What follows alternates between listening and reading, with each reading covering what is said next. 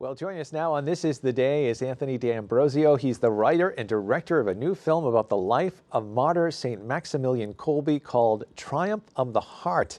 And you might remember Anthony joined us on This Is the Day back in February of 2024 while he was in the midst of filming. And now we are just days away from the premiere. Anthony, thank you so much for being with us. Hey, thank you so much for having me back.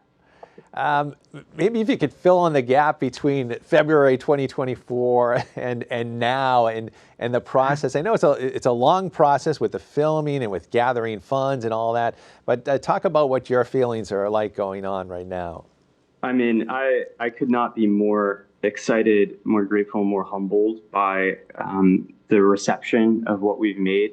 I mean, after we spoke, we raised double what we had set out to raise. We had already seen that amazing outpouring of generosity and excitement and enthusiasm for the project. But then we had to go into the dark hole of the creative process to finish editing the film. I was, in a basement, basically, in a dark cave for over a year, finishing the editing. And then, of course, we brought on the people who are doing the visual effects and the composer and the sound mixing. And there's just so many different things that all have to happen and come together for a movie to actually, even if it's filmed well, for it to end up being a beautiful story that people want to see. So we've started to release it. We just did the world premiere in Poland, and it seems like people are really, really liking it. People are blown away. We had a 5-minute standing ovation. People are clapping so hard that their hands hurt afterwards in Poland, and not a dry eye in the room. So I'm very excited to kind of bring it here and to see how people are receiving it in the U.S.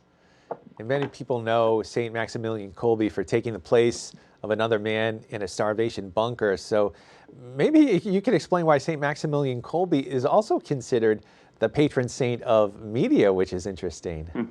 Yeah, so St. Maximilian Kolbe was sort of like the first Mother Angelica or Bishop Barron or Father Mike Schmitz. He was really the first one in Europe to dive into mass media and the use of mass media. He started one of the biggest radio stations and publications that was most syndicated, newspapers, magazines, etc. Even had his eyes set on making film and getting into movies before the invasion took place by the Nazis in 1940. So that was a really big moment, and I think that Kolbe was a pioneer, a groundbreaking person. I think it's an amazing thing that, in a way, his story is getting to be a catalyst for a new renaissance of Catholic media with our film. That's amazing. Yeah. And I know you've shared about St. Kolbe's heroism during the Holocaust and how it had a profound impact on your faith too. What was it like to see him sort of come to life during this filming?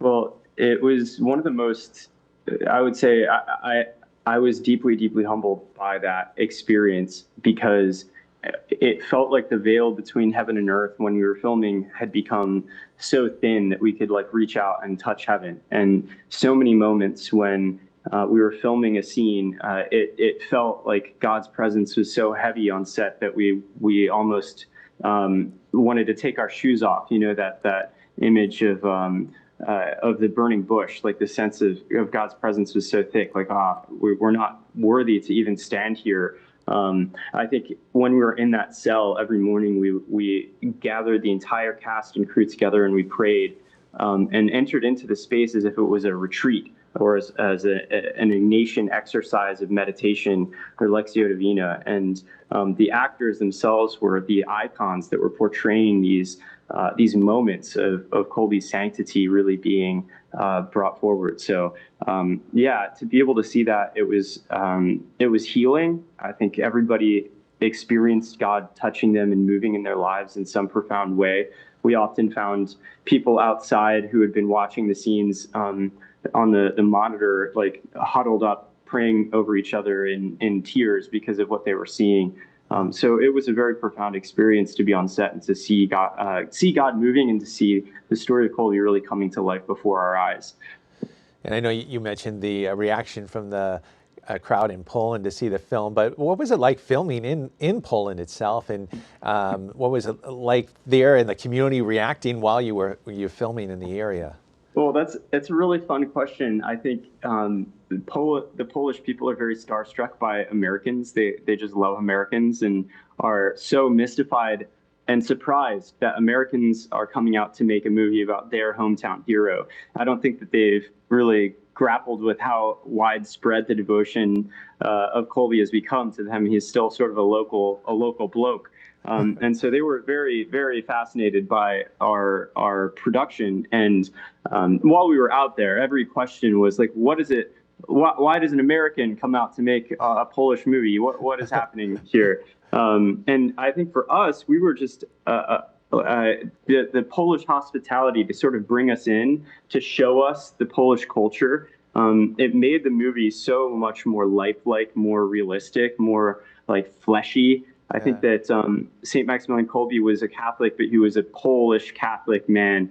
And you get to really see that because Poland is so infused into every bit, every bone, every piece of flesh, every ray of light in the movie. That's amazing, yeah. And I know it's coming up soon. We want to get people into the theaters. There's a unique way people are buying tickets too. Maybe you could talk about that and how people can watch the film.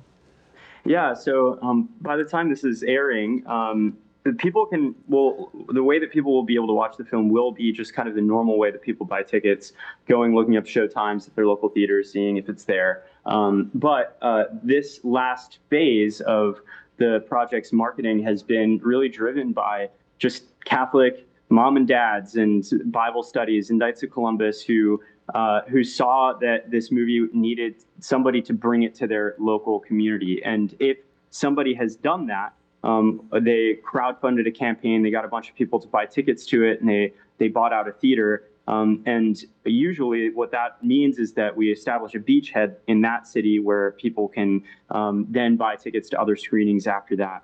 So if you are buying tickets right now and you haven't already bought tickets to one of these crowdfunding screenings, then you have a local hero to thank who made sure that it got to your city. So go ahead and buy a ticket, show up to opening weekend. I think it's really important for Catholics to understand that a movie's life cycle is completely determined by the first 2 days of its time in theaters. So don't wait to buy tickets because every ticket that is bought now is a vote for more Catholic content like this to be made. There you go. And we encourage people to go to watch the movie. But if you want to just get a teaser too, triumphoftheheart.com is a great place to go. And you'll be very impressed with just the teaser, and it'll get you to the movie theater. I guarantee you that. So, Anthony, thank you so much for being with us. We appreciate it. Thank you so much for having me. It's always a pleasure to be on. All the best. Triumphoftheheart.com. Check it out and get to the theaters as well.